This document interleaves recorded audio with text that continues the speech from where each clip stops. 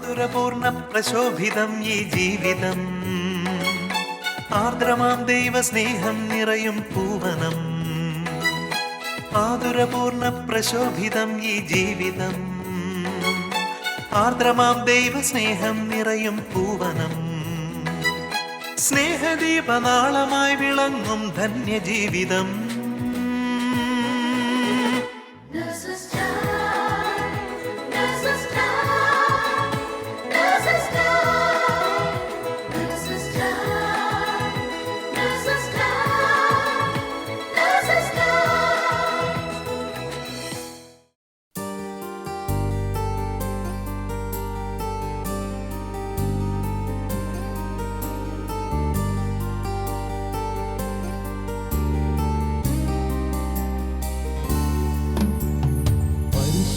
പരിശുദ്ധാത്മാവേ, പരിശുദ്ധാത്മാവേ,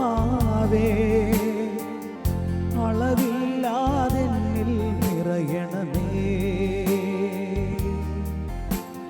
പരിശുദ്ധാത്മാവേ, പരിശുദ്ധാത്മാവേ, അധികമായി എന്നിൽ നിറയണമേ. അത് മുട്ടോളം പോരായേ, അരയോളം പോരായേ. അത് മുട്ടോളം പോരായേ, അരയോളം പോരായേ. നീന്തിട്ടല്ലാതെ കടപ്പാനാകരുതേ. ഓ, നീന്തിട്ടല്ലാതെ കടപ്പാനാകരുതേ. അളവില്ലാതെ, അളവില്ലാതെ, അളവില്ലാതെ, അളവില്ലാതെ, അളവില്ലാതെ എന്നിൽ നിറയണമേ. ഓ, അളവില്ലാതെ എന്നിൽ നിറയണമേ. പരിശുദ്ധാത്മാവേ, പരിശുദ്ധാത്മാവേ, അളവില്ലാതെന്നിൽ നിറയണമേ. പരിശുദ്ധാത്മാവേ, പരിശുദ്ധാത്മാവേ, അധികമായി എന്നിൽ നിറയണമേ.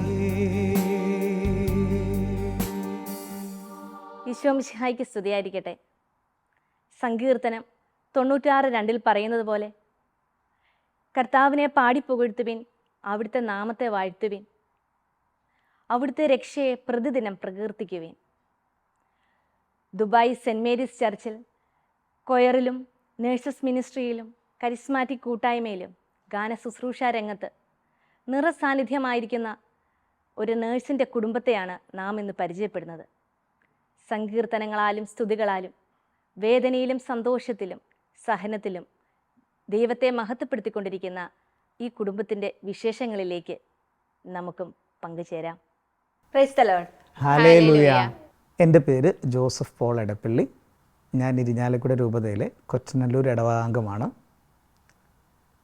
ഞാൻ ദുബായിൽ വന്നിട്ട് 18 വർഷം കംപ്ലീറ്റ് ചെയ്തു. ഇതെൻ്റെ കുടുംബം. എൻ്റെ പേര് ബിജി ജോസഫ്. ഞാൻ 10 വർഷമായിട്ട് ദുബായിൽ നേഴ്സായിട്ട് വർക്ക് ചെയ്യുന്നു. ഇത് ഞങ്ങൾക്ക് ദൈവം തന്ന മക്കൾ. എൻ്റെ പേര് ഈത്തൻ ജോസഫ്. ഞാൻ ഗ്രേഡ് 3 പഠിക്കുന്നു.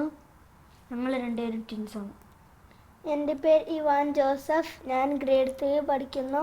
ഇത് ഞങ്ങളുടെ കുഞ്ഞുണ്ണി. എൻ്റെ പേര് ഇയോൻ ജോസഫ്. ഞാൻ ഗ്രേഡ് 1 പഠിക്കുന്നു. ബി ചേച്ചിയുടെ ജീവിതത്തിൽ ഒരുപാട് പ്രതിസന്ധി ഘട്ടങ്ങളിലൂടെ കടന്നുപോയ അവസരങ്ങൾ ഉണ്ടായിട്ടുണ്ടല്ലോ. അപ്പോഴൊക്കെ ഈശോയോട് ചേർന്ന് നിന്നുകൊണ്ട് എങ്ങനെയാണ് മുന്നോട്ട് പോകാൻ സാധിച്ചത്? ഒത്തിരി നിരാശയിലൂടെയും പ്രതിസന്ധികളിലൂടെയും കടന്നുപോയ സന്ദർഭങ്ങൾ ഞങ്ങളുടെ ജീവിതത്തിലും ഉണ്ടായിട്ടുണ്ട്. ഞാനിവിടെ 2011 ആദ്യമായി ഞാനിവിടെ ദുബായിൽ വന്നത്. ഒത്തിരി സന്തോഷത്തോടും ഒത്തിരി പ്രതീക്ഷയോടും കൂടെ തന്നെയാണ് പുതിയൊരു രാജ്യത്തേക്ക് വന്നത്. നേഴ്സായതുകൊണ്ട് പെട്ടെന്ന് തന്നെ ജോലി കിട്ടും, പെട്ടെന്ന് തന്നെ കാര്യങ്ങളെല്ലാം സെറ്റാവും എന്ന് വിചാരിച്ച് എന്ന പ്രതീക്ഷയിൽ തന്നെയായിരുന്നു. ഇവിടെ MOH എഴുതി DH എഴുതി പ്രാർത്ഥിച്ച് ജോലിക്കായിട്ട് കാത്തിരുന്നു. മാസങ്ങൾ കഴിഞ്ഞു പോയി, ജോലി ആയില്ല, ജോലിക്ക് എവിടെയും വിളിക്കുന്നില്ല. ഏത് ഹോസ്പിറ്റലിൽ പോയാലും വേക്കൻസി ഇല്ല, ഞങ്ങൾ വിളിക്കാം എന്ന് മറുപടി മാത്രമേ ഉണ്ടായിരുന്നുള്ളൂ. ആ സമയത്ത് ഞാൻ പ്രഗ്നൻ്റായി. അപ്പോൾ വിചാരിച്ചു, ഓക്കെ, ഉദരഫലമാണല്ലോ ദൈവത്തിൻ്റെ ഏറ്റവും വലിയ സമ്മാനം. അപ്പോൾ അത് ആക്സെപ്റ്റ് ചെയ്ത് അതിനായി പ്രാർത്ഥിച്ച് ഒരുങ്ങി ദിവസങ്ങൾ തള്ളി നീക്കി. വീണ്ടും നിരാശയായിരുന്നു ഫലം. 4 മാസം കഴിഞ്ഞപ്പോൾ അത് അബോർഷനായിപ്പോയി. വീണ്ടും മാനസികമായിട്ട് ഒത്തിരി തളർന്നു. വീണ്ടും പ്രാർത്ഥനയോടെ മുമ്പോട്ട് പോയി. ആ സമയത്തൊക്കെ ശനിയാഴ്ച ദിവസങ്ങളിലുള്ള നേഴ്സസ് മിനിസ്ട്രിയുടെ പ്രെയർ ആയിരുന്നു ഒരു ശക്തി. ആ പ്രെയറിൻ്റെ എൻ്റെ സെക്ഷനിൽ അന്ന് കൂട്ടായ്മയിൽ വന്ന 2-3 പേരുടെ സ്പെഷ്യൽ ഇൻറ്റൻഷൻ, അവരെ മാത്രം ഫ്രണ്ടിൽ മുട്ടുകുത്തിച്ച് ചുറ്റും 10-40 ചേച്ചിമാർ നമ്മുടെ ആ ഇൻറ്റൻഷന് വേണ്ടി മാത്രം, ആ 2-3 പേരുടെ ഇൻറ്റൻഷന് വേണ്ടി മാത്രം, അത് ചിലപ്പോൾ ജോലിയില്ലാത്തതായിരിക്കാം, അല്ലെങ്കിൽ കുഞ്ഞുങ്ങളില്ലാത്തതായിരിക്കാം, അല്ലെങ്കിൽ രോഗാവസ്ഥയിലുള്ളവരായിരിക്കാം, അവർക്ക് വേണ്ടി മാത്രം കരഞ്ഞു സ്തുതിച്ച്, നമ്മുടെ ഇൻറ്റൻഷന് വേണ്ടി ഈ ചേച്ചിമാർ ചുറ്റും നിന്ന് കരഞ്ഞ് സ്തുതിച്ച് പ്രാർത്ഥിക്കുമ്പോൾ അപ്പോൾ കിട്ടുന്ന ഒരു ധൈര്യവും സമാധാനവുമായിരുന്നു ആ സമയത്ത് മുമ്പോട്ട് പോയിക്കൊണ്ടിരുന്നത്.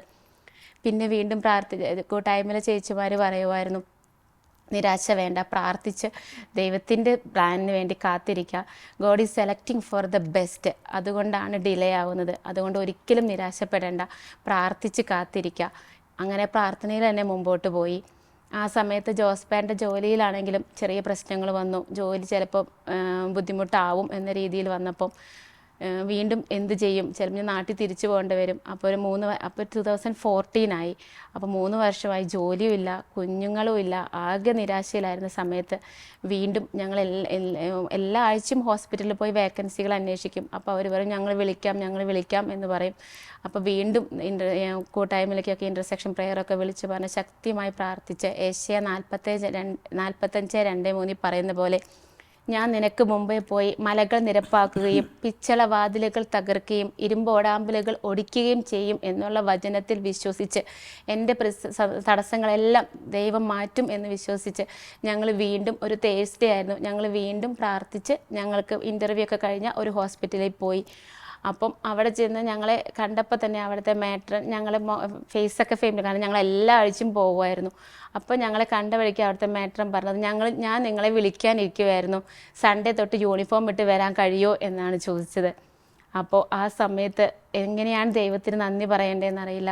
ദൈവം സെലക്ട് ചെയ്ത, God is selecting for the best എന്ന് കൂട്ടായ്മയിൽ ചേച്ചിമാർ പറഞ്ഞതുപോലെ തന്നെ ഏറ്റവും നല്ല കംഫർട്ടബിൾ ആയിട്ടുള്ള സ്ഥലത്ത് ഞാനിപ്പോൾ 10 വർഷമായിട്ട് അവിടെ ജോലി ചെയ്തു വരുന്നു.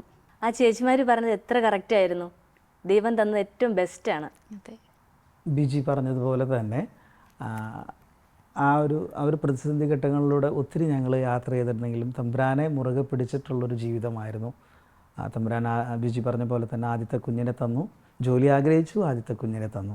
ആ കുഞ്ഞ് 4 മാസം കഴിഞ്ഞപ്പോൾ പോർഷനായിപ്പോയി. രണ്ടാമത് വീണ്ടും ജോലി ആഗ്രഹിച്ചു, വീണ്ടും തമ്പുരാൻ്റെ പദ്ധതി കുഞ്ഞിനെ തരിക എന്നുള്ളതായിരുന്നു. വീണ്ടും കുഞ്ഞിനെ തന്നു, അത് 3.5 മാസം കഴിഞ്ഞപ്പോൾ ആ കുഞ്ഞ് പോയി. അത് കഴിഞ്ഞ് പിന്നെ ഞങ്ങൾ ആഗ്രഹിച്ചു ഇനി കുഞ്ഞ് തന്നെ മതി എന്ന് ഞങ്ങൾ ആഗ്രഹിച്ച സമയത്ത് തമ്പുരാൻ്റെ പദ്ധതി ജോലി തന്ന് അനുഗ്രഹിക്കണമെന്നായിരുന്നു. തമ്പുരാൻ ആ സമയത്ത് ഞങ്ങൾ കരഞ്ഞ് ചെന്നപ്പോൾ, എൻ്റെ ജോലിക്കും കൂടി പ്രോബ്ലം ആയിരിക്കുന്ന ആ സമയത്ത്, ആ അവസരത്തിൽ കരഞ്ഞ് ചെന്നപ്പോൾ ഒരു സഹായകൻ, ഒരു പരിശുദ്ധാത്മാവ്, ഒരു സഹായകൻ എന്ന പോലെ ആ മേട്രൻ ഞായറാഴ്ച യൂണിഫോം ഇട്ട് ഞങ്ങളോട് ജോലിക്ക് വരാമോ എന്നാണ് ചോദിച്ചത്. ആ സമയത്ത് ഞങ്ങൾ അനുഭവിച്ചൊരു സന്തോഷം പറഞ്ഞറിയിക്കാൻ പറ്റാത്തൊരു സന്തോഷമാണ്. അത് കഴിഞ്ഞ് തമ്പുരാനോട് ചേർന്ന് നിന്നാൽ തമ്പുരാൻ നമ്മളെ ഒത്തിരി സപ്പോർട്ട് ചെയ്യുമെന്ന് പറയുന്നതിൻ്റെ വലിയൊരു ഉദാഹരണമാണ്. ജോലി കിട്ടി 6 മാസം കഴിഞ്ഞപ്പോൾ തമ്പുരാൻ വീണ്ടും ഞങ്ങൾ കൺസീവായി. ട്വിൻസ് ബേബീസിനെയാണ് ആ കൺസീവിങ്ങിൽ തമ്പുരാൻ തന്നത്. 2 കുഞ്ഞുങ്ങൾ ആദ്യം പോയെങ്കിലും തമ്പുരാൻ ജോലിയും തന്നു, ഇരട്ടി മധുരം പോലെ 2 ട്വിൻസിൻ്റെ കുഞ്ഞുങ്ങളെയാണ് ഞങ്ങൾക്ക് തന്നത്. ഇതാണ് തമ്പുരാനോട് ചേർന്ന് നോക്കുമ്പോൾ തമ്പുരാൻ നമുക്ക് തരുന്ന ഗിഫ്റ്റ്. നിങ്ങളുടെ ഈ അനുഭവം കേൾക്കുമ്പോൾ എനിക്ക് ഓർമ്മ വരുന്നത് ബൈബിളിലെ ജോബിനെയാണ്. സ്വന്തമായിട്ടുണ്ടായിരുന്ന എല്ലാം നഷ്ടമായിട്ടും ദൈവത്തോട് ചേർന്ന് വിശ്വസ്തയോടെ നിന്നതിനാൽ ദൈവം എല്ലാം തിരികെ ഇരട്ടിയായി കൊടുത്തു. അതുപോലെ ദൈവം നിങ്ങൾക്കും ഇരട്ടിയായി തന്ന് അനുഗ്രഹിച്ചു. നമുക്കൊന്ന് ചേർന്ന് ദൈവത്തിന് നന്ദി പറയാം.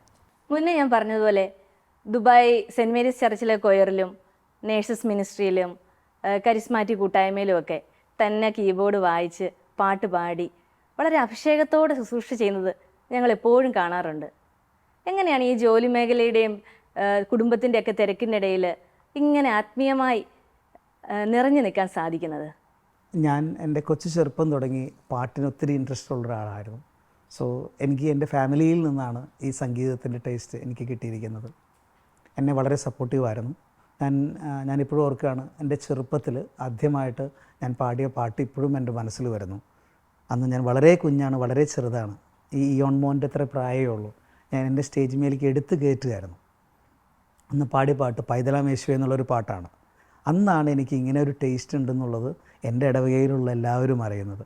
അത് കഴിഞ്ഞ് ഞാൻ 6ാം ക്ലാസ്സിൽ പഠിക്കുമ്പോൾ എന്നെ കൊയറിൽ ചേർത്തു. അന്നത്തെ അച്ഛൻ, ഞാൻ കൊയറിൽ ആക്റ്റീവായിട്ട് ഞാൻ പാട്ടും കാര്യങ്ങളെല്ലാം ചെയ്തിരുന്നു. പക്ഷേ എന്നിരുന്നാലും ഒരു കുസൃതിയും അങ്ങനെയുള്ളൊരു ഇതായിരുന്നു. അത് കഴിഞ്ഞ് ഞാൻ ഇൻ ബിറ്റ്വീൻ 2 വർഷം കഴിഞ്ഞപ്പോൾ ജീസസ് യൂത്തിൻ്റെ ഒരു ധ്യാനത്തിന് ഞാൻ പോകാനായിട്ട് ഇടയായി. ആ സമയത്ത് ഇന്ന് വരെ എൻ്റെ ജീവിതത്തിൽ തലകറങ്ങി വീഴാത്ത ഞാൻ രണ്ടാമത്തെ ദിവസം ഞാൻ തലകറങ്ങി വീഴുകയായിരുന്നു. അത് കഴിഞ്ഞപ്പോൾ എന്നെ ഒരു ക്ലിനിക്കിലേക്ക് കൊണ്ടുപോയി ഒരു നേഴ്സ് എന്നെ ശുശ്രൂഷിച്ചു. അതിനുശേഷം എന്നെ തിരിച്ച് കൊണ്ടുവന്നാക്കിയത് ആരാധനയുടെ മുൻപിലേക്കാണ്. ആ ആരാധന നടക്കുന്ന സമയത്ത് എന്തെന്നില്ലാത്തൊരു ശക്തി എന്നിലേക്ക് വന്നു. എനിക്ക് ആ സമയത്ത് അവിടെ പാട്ടുപാടുന്ന ചേട്ടന്മാരെ അവരെയൊക്കെ കണ്ടപ്പോൾ എനിക്കും ഇതേപോലെ എന്തുകൊണ്ട് തമ്പുരാനോട് ചേർന്ന് നിന്ന് വളരെ ആത്മാർത്ഥമായിട്ട് ചെയ്തുകൂടാ, എൻ്റെ കുറുമ്പുകളെല്ലാം മാറ്റി വെച്ചുകൊണ്ട് തമ്പുരാന് വേണ്ടി സ്പെൻഡ് ചെയ്തുകൂടാ. അന്ന് കിട്ടിയ ബോധ്യമാണ് ഇന്നും ഇതിങ്ങനെ മുൻപോട്ട് കൊണ്ടുപോകുന്നത്. അത് കഴിഞ്ഞ് കൊയറിൽ എനിക്ക് വളരെ ആക്റ്റീവായിട്ട് മുൻപോട്ട് പോകാൻ പറ്റുന്നുണ്ട്. പിന്നെ കൊയറിൽ പോകുമ്പോൾ കിട്ടുന്ന ഒരു ദൈവിക ഒരു സന്തോഷം, അത് പറഞ്ഞറിയിക്കാൻ പറ്റാത്തൊരു സന്തോഷമാണ്. പ്രത്യേകിച്ച് ഞങ്ങൾ കുർബാനയ്ക്ക് പോകുമ്പോഴായാലും ഹാഫ് ആൻ അവർ അല്ലെങ്കിൽ 45 മിനിറ്റ് മുൻപ് ഞങ്ങളുടെ ഫാമിലി കംപ്ലീറ്റ് പള്ളിയിൽ ഞങ്ങൾ എത്തിയിരിക്കും. അവിടെ ചെന്ന് അതെല്ലാം ഒരുക്കി എൻ്റെ മക്കളാണ് പലപ്പോഴും സഹായിക്കുക, ഓരോ ഇൻസ്ട്രുമെൻറ്റും എന്തെങ്കിലും സാധനങ്ങളൊക്കെ എടുത്തു തരാനായിട്ട്. പിന്നെ അവിടുത്തെ ആ പള്ളിയിലെ അല്ലെങ്കിൽ ചെല്ലുന്ന സ്ഥലത്ത് അച്ഛന്മാരുടെ സ്നേഹവും അടുപ്പവും മറ്റുള്ള ജനങ്ങളുടെ അടുപ്പവും സ്നേഹവും വാത്സല്യം കാണുമ്പോൾ കിട്ടുന്ന സന്തോഷം ഇരട്ടി മധുരമാണ്. അതിലൂടെയൊക്കെ തമ്പുരാൻ ഒത്തിരി ഞങ്ങളെ കൈപ്പിടിച്ച് വളർത്തിക്കൊണ്ടു പോകുന്നുണ്ട്. അപ്പോൾ അത്ര ചെറുപ്പത്തിൽ തന്നെ ജോസഫിയാൻ്റെ ജീവിതത്തിൽ ഈശോയുടെ ഒരു വലിയ ഇടപെടൽ ഉണ്ടായിട്ടുണ്ടല്ലേ? അതെ, ഞാൻ ഇപ്പോഴും ഓർക്കുന്നു. ഞാനൊരു അച്ഛൻ്റെ തിരുപ്പട്ടത്തിന് ഞങ്ങളന്ന് ടീമായിട്ട് ഓർഗൻ വായിക്കാനായിട്ട് ഓർഗനും എല്ലാ ഇൻസ്ട്രുമെൻറ്റും കൂടി ഞങ്ങൾ പോകുമായിരുന്നു. ആ സമയത്ത് അച്ഛൻ്റെ ഒരു തിരുപ്പട്ടത്തിന് ഞങ്ങളെ ഏറ്റ സമയത്ത് ഞാൻ ഒത്തിരി ആഗ്രഹിച്ചിരുന്ന നാട്ടിലെ ഒരു ജോലിക്ക് ഇൻ്റർവ്യൂവിന് തലേ ദിവസം എന്നെ വിളിച്ചു. ഞാൻ ആകെ ആശയക്കുഴപ്പത്തിലായിരുന്നു എന്ത് ചെയ്യണമെന്നുള്ളത്. ഞങ്ങളെ ലീഡ് ചെയ്യുന്ന അച്ഛനായിട്ട് ഞാൻ സംസാരിച്ചു. അച്ഛൻ പറഞ്ഞു, നിനക്ക് പട്ടത്തിന് വരാൻ നീ ആഗ്രഹിക്കുന്നുണ്ടെങ്കിൽ അതാണ് ഏറ്റവും വലിയൊരു കാര്യം. ജോലിയാണ് നിനക്ക് ആഗ്രഹമെങ്കിൽ നിനക്ക് ജോലി സെലക്ട് ചെയ്യാം. നിനക്ക് വിട്ടു തന്നിരിക്കുന്നത് നിനക്ക് പ്രാർത്ഥിച്ച് തീരുമാനമെടുക്കാം. ഞാനൊരു 15-20 മിനിറ്റോളം പ്രാർത്ഥിച്ചിട്ട് ഞാൻ തീരുമാനമെടുത്തു, ഞാൻ ഈ തിരുപ്പട്ടം സ്വീകരിക്കുന്ന അച്ഛൻ്റെ ആവശ്യത്തിന് കുർബാനയ്ക്ക് ഞാൻ കീബോർഡ് വായിക്കാനായിട്ട് പോകും. അത് ലീഡ് ചെയ്യുന്ന ആളായതുകൊണ്ട് അതിന് ഞാൻ പോവും. ജോലി എനിക്ക് ഇന്നല്ലെങ്കിൽ നാളെ തമ്പുരാൻ തരും. അത് കഴിഞ്ഞ് 2-3 മാസത്തിനുള്ളിൽ തമ്പുരാൻ വേറൊരു രാജ്യത്തിലേക്ക്, ദുബായിലേക്ക് എന്നെ കൂട്ടിക്കൊണ്ടുവരായിരുന്നു. ഒരു പൈസ പോലും ചിലവാക്കാതെ വിസയും ടിക്കറ്റും എല്ലാം തന്ന് നല്ലൊരു ജോലി നൽകി തമ്പുരാൻ എന്നെ അനുഗ്രഹിച്ചു. എന്നെ ഇവിടെ കൊണ്ടെത്തിച്ചു. ആദ്യം അവിടുത്തെ രാജ്യനീതി അന്വേഷിക്കുക, ബാക്കിയുള്ളതെല്ലാം കൂട്ടിച്ചേർക്കപ്പെടും എന്നുള്ളതിൻ്റെ ഒരു ഉദാഹരണമാണല്ലോ ഇത്. തമ്പുരാന് വേണ്ടി ഒരു കാലെടുത്ത് വെച്ചപ്പോൾ തമ്പുരാൻ ഏറ്റവും നല്ലത് എനിക്ക് തന്നെ അനുഗ്രഹിച്ചു. ജോസഫിയേട്ടൻ പള്ളിയിലെ തിരക്കുകൾക്ക് പാട്ടിൻ്റെ ശുശ്രൂഷയ്ക്കായിട്ട് പോകുന്ന സമയത്ത് വിജയിച്ച് എങ്ങനെയാണ് കുഞ്ഞുങ്ങളെയും ഡ്യൂട്ടിയും എല്ലാം കൂടെ മാനേജ് ചെയ്ത് പോയിക്കൊണ്ടിരുന്നത്? സുബി പറഞ്ഞ പോലെ ആദ്യം എനിക്ക് ജോസഫേട്ടൻ ഇങ്ങനെ പാട്ടിൻ്റെ കാര്യങ്ങൾക്കൊക്കെ പോകുമ്പോൾ എനിക്ക് ഭയങ്കര ടെൻഷനും സങ്കടമൊക്കെ ആയിരുന്നു. ഇവർ രണ്ടുപേരും ഞാൻ എങ്ങനെ മാനേജ് ചെയ്യും? പ്രത്യേകിച്ച് ജോസഫേട്ടൻ കീബോർഡൊക്കെ വായിക്കാനാണെങ്കിൽ ഞങ്ങൾ കുർബാനയുടെ 45 മിനിറ്റ്സ് അല്ലെങ്കിൽ 1 അവർ മുമ്പ് ഞങ്ങൾ പള്ളിയിലെത്തും. പിന്നെ മാസം തുടങ്ങാൻ തന്നെ 1 അവർ നമ്മൾ വെയിറ്റ് ചെയ്യണം. അപ്പോൾ ഇവർ തീരെ ചെറിയ സമയത്ത് ട്വിൻസിനെ നമുക്ക് മാനേജ് ചെയ്യാനായിട്ട് ബുദ്ധിമുട്ടാണല്ലോ. അപ്പോൾ ആ സമയത്തൊക്കെ ഭയങ്കര ടെൻഷനും സങ്കടമൊക്കെ ആയിരുന്നു. പക്ഷേ ദൈവകൃപയെ കൊണ്ട് ഇന്ന് വരെ എനിക്ക് അങ്ങനത്തെ ഒരു ബുദ്ധിമുട്ട് ഉണ്ടായിട്ടില്ല. ഇവരാണെങ്കിലും അങ്ങനെ ഇവരുടെ ഒരു ശല്യം കൊണ്ട് കുർബാന പകുതിക്ക് ഇറങ്ങി വരേണ്ടി വരുമോ, അല്ലെങ്കിൽ ഇവർ രണ്ടുപേരും ഒന്നിച്ച് കരഞ്ഞ് എനിക്ക് മാനേജ് ചെയ്യാൻ ബുദ്ധിമുട്ട് വരെ, അങ്ങനെയൊന്നും ഇതുവരെ ഉണ്ടായിട്ടില്ല. ഇപ്പോൾ എനിക്ക് ഭയങ്കര സന്തോഷമാണ്. എൻ്റെ ഭർത്താവും എൻ്റെ മക്കളും ഒന്നിച്ച് ദൈവത്തെ സ്തുതിക്കുന്നത് അതൊരു അനുഗ്രഹമല്ലേ? അതെ, തീർച്ചയായും അത് വലിയ ദൈവാനുഗ്രഹം തന്നെയാണ്. 3 പേരും ചേർന്ന് ഇപ്പോൾ പപ്പയെ പോലെ ഒരു പാട്ട് പാടുവോ? ഞങ്ങൾ പാടാം.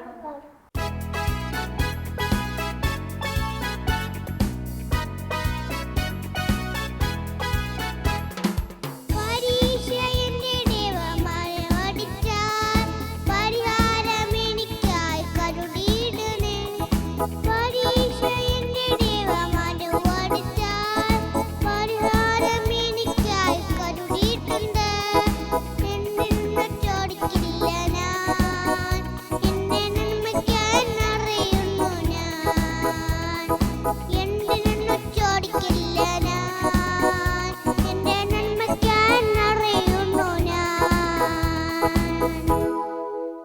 എങ്ങനെയാണ് ജോലി മേഖലയിൽ ഈശോയെ പങ്കുവെച്ചുകൊണ്ട് ശുശ്രൂഷ ചെയ്യുന്നത്?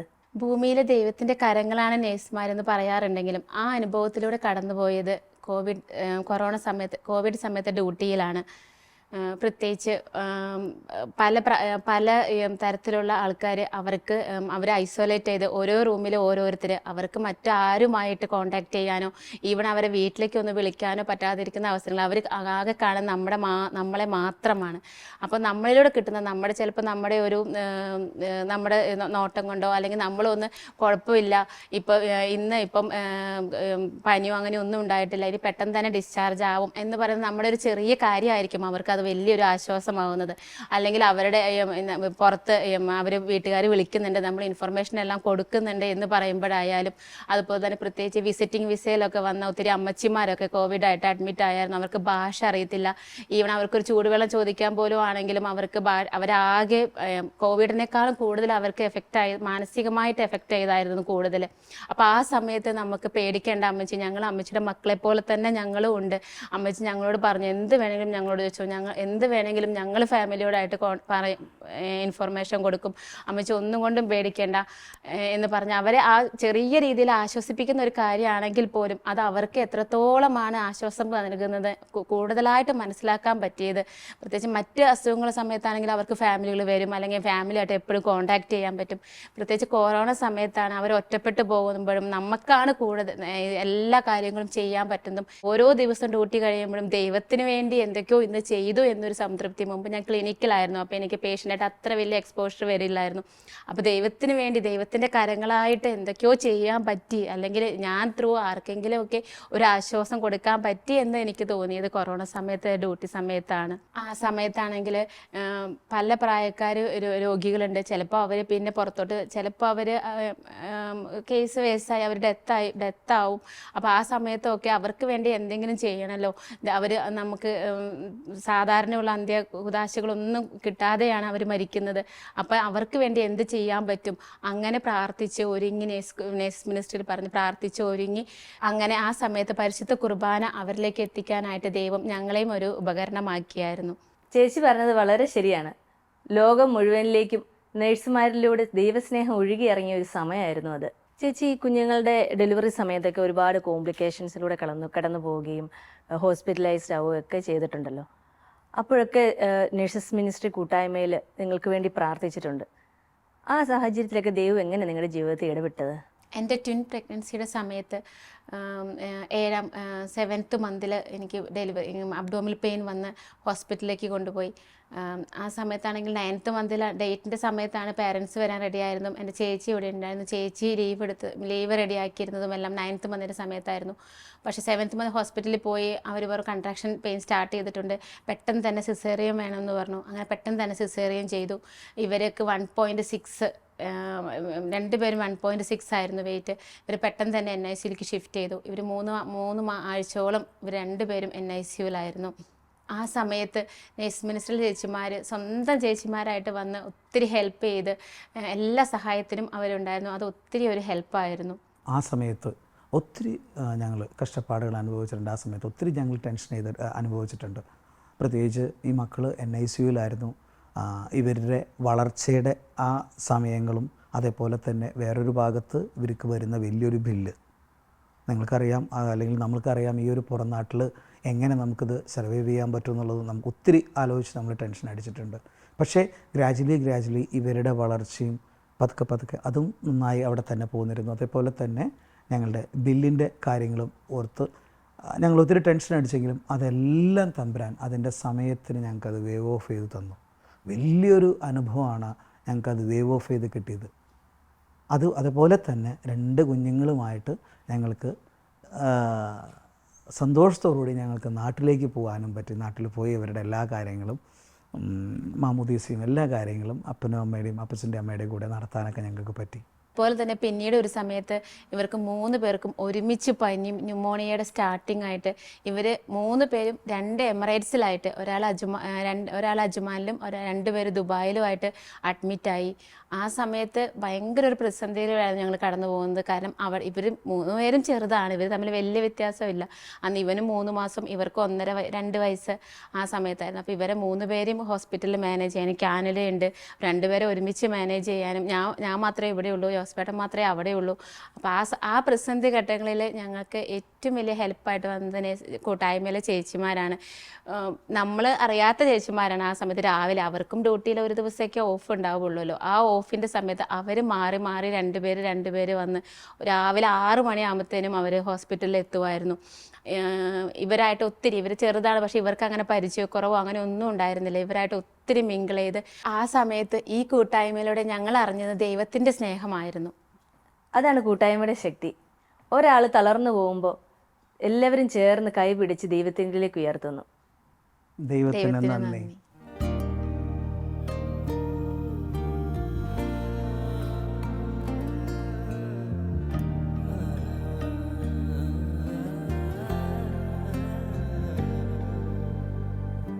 ഇന്നലകൾ തന്ന വേദനകൾ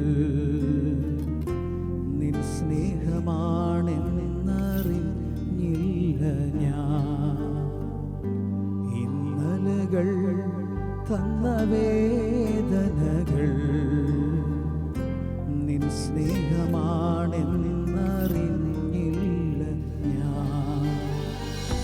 നിൻ സ്വന്തമാക്കുവാൻ, മാറോടു ചേർക്കുവാൻ എന്നെ ഒരുക്കുകയായിരുന്നു. നിൻ സ്വന്തമാക്കുവാൻ, മാറോടു ചേർക്കുവാൻ എന്നെ ഒരുക്കുകയായിരുന്നു. ദൈവസ്നേഹമെത്ര സുന്ദരം, ഇത്ര നല്ല ദൈവത്തോടു ഞാൻ എന്തു ചെയ്തു നന്ദി ചൊല്ലിടും. എൻ്റെ കൊച്ചു ജീവിതത്തെ ഞാൻ നിന്റെ മുന്നിൽ കാഴ്ചയേകിടാം. ഇത്ര നല്ല ദൈവത്തോടു ഞാൻ എന്തു ചെയ്തു നന്ദി ചൊല്ലിടും.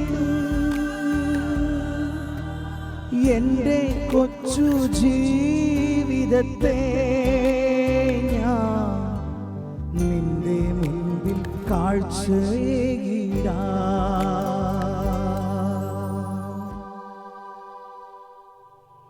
നാം ഇതുവരെ കേൾക്കുകയായിരുന്നു നിരവധിയായ ജീവിത പ്രതിസന്ധികളിലൂടെ കടന്നുപോയ ഇവർ ദൈവിക കാര്യങ്ങളിൽ ഒട്ടും പിന്നോട്ട് പോയില്ല, മറിച്ച് ദൈവത്തെ മുറുകെ പിടിക്കുകയാണ് ചെയ്തത്. ഇത്തരം ജീവിത സാഹചര്യങ്ങളിലൂടെ കടന്നു പോകുന്ന നാം ഓരോരുത്തർക്കും ഈ കുടുംബം ഒരു പ്രചോദനമായി തീരട്ടെ. ഇനിയും ഗാന ശുശ്രൂഷയിലൂടെയും രോഗി ശുശ്രൂഷയിലൂടെയും അനേകം ആത്മാക്കളെ നേടുവാനായി ഈ കുടുംബത്തിനും എല്ലാ നേഴ്സുമാർക്കും സാധിക്കട്ടെ എന്ന് നമുക്ക് പ്രാർത്ഥിക്കാം. അതിനുള്ള കൃപയ്ക്കായി ലോകമെമ്പാടുമുള്ള എല്ലാ നേഴ്സുമാരെയും അവരുടെ കുടുംബങ്ങളെയും പരിശുദ്ധ അമ്മയുടെ വിമല ഹൃദയം വഴിയായി ഈശോയ്ക്ക് സമർപ്പിച്ചുകൊണ്ട് നമുക്ക് പ്രാർത്ഥിക്കാം. ഓരോ നേഴ്സും ഒരു വിശുദ്ധനായി തീരട്ടെ. ആമേൻ. ദൈവമാതാവും ഞങ്ങളുടെ അമ്മയുമായ കന്യകാമറിയമേ, ഫാത്തിമാനാഥേ, എൻ്റെ കുടുംബത്തെയും തിരുസഭയെയും മാനവകുലത്തെയും ലോകമെമ്പാടുമുള്ള നേഴ്സുമാരെയും അങ്ങേ വിമല ഹൃദയത്തിന് പ്രതിഷ്ഠിക്കുന്നു. അങ്ങേ ശക്തിയുള്ള സംരക്ഷണത്തിൽ ഞങ്ങളെ കാത്തുകൊള്ളണമേ. ആത്മീയവും ശാരീരികവുമായ സകല അപകടങ്ങളിലും ക്ലേശങ്ങളിലും നിന്ന് ഞങ്ങളെ രക്ഷിച്ചു കൊള്ളണമേ. എല്ലാറ്റിലും ദൈവേഷ്ടം കണ്ടെത്തി നിറവേറ്റുവാനും യേശുവിൻ്റെ തിരുഹൃദയത്തിന് പ്രീതികരമായ വിധത്തിൽ ജീവിച്ച് സ്വർഗഭാഗ്യത്തിൽ എത്തിച്ചേരുവാനും കാരുണ്യനാഥേ, ഞങ്ങളുടെ സ്നേഹമുള്ള അമ്മേ, ഞങ്ങളെ സഹായിക്കണമേ. ആമേൻ.